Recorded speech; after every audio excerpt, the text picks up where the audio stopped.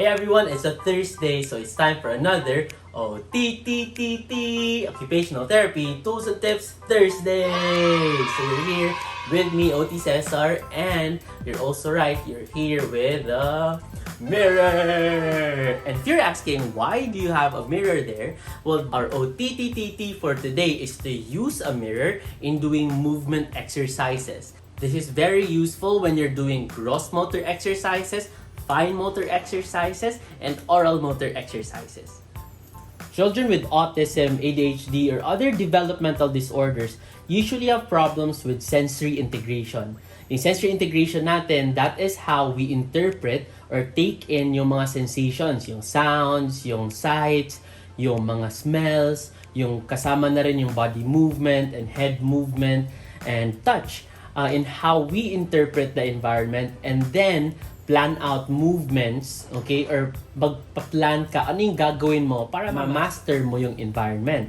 Now, nagkaka-problem if your child has sensitivities, or if they are sensory seeking, or if they don't have that awareness yet.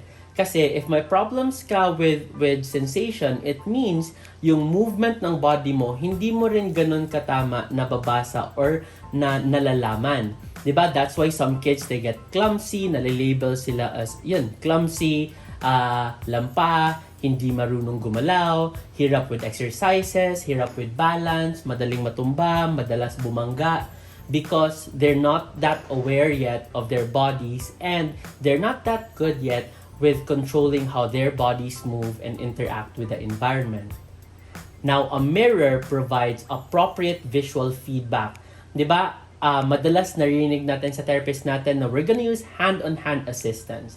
Because yung hand-on-hand assistance natin, it provides the proper tactile, so yung touch natin, pati proprioception, so yung sense nila of movement when you give guidance on how they move. So yun yung hand-on-hand assistance natin. Again, it gives tactile or touch and proprioception or movement na feedback. Now, the mirror provides additional visual feedback.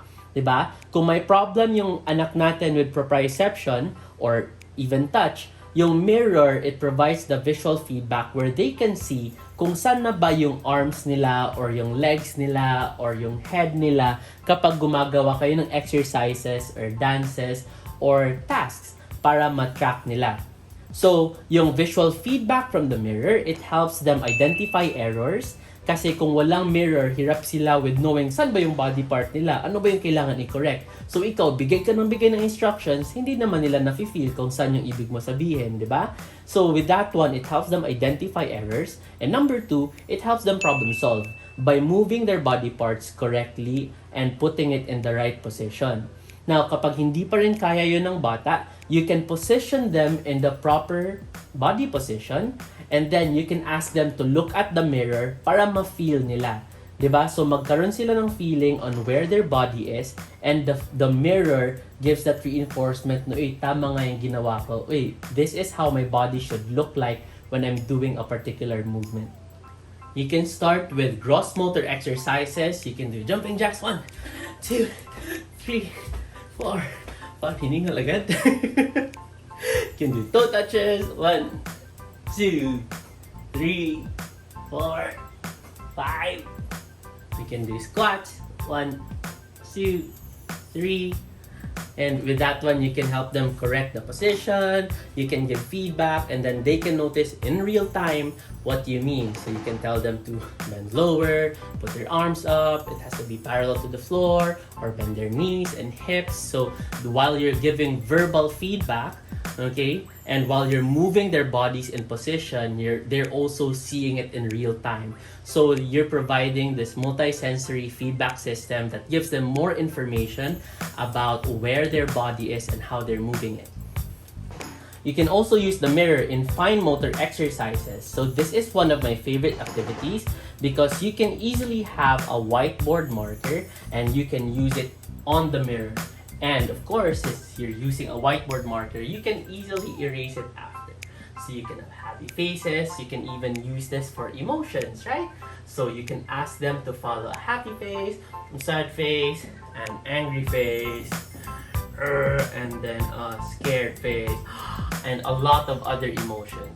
since we're working also with fine motor skills, you can ask them to erase it. Okay, so you can give them tissue, or right now I'm just gonna use my fingers and then trace it so they can follow the strokes, and they can use tissue, and then they can use another marker or another color so they can trace over your first drawing, so they can follow the stroke patterns, they can practice numbers, letters, or drawing any object that they want.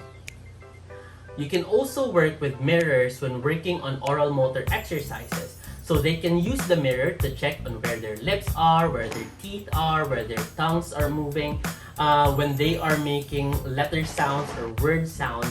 And they can also, same thing with big movements, they can already check the mirror for errors and then try to move their tongue, lips, or teeth to produce the sound that they want to make. Okay, ma, ba, ba, ka, ka. So at least they get more feedback, not just from the sounds that they're making, but also from how their mouths are moving.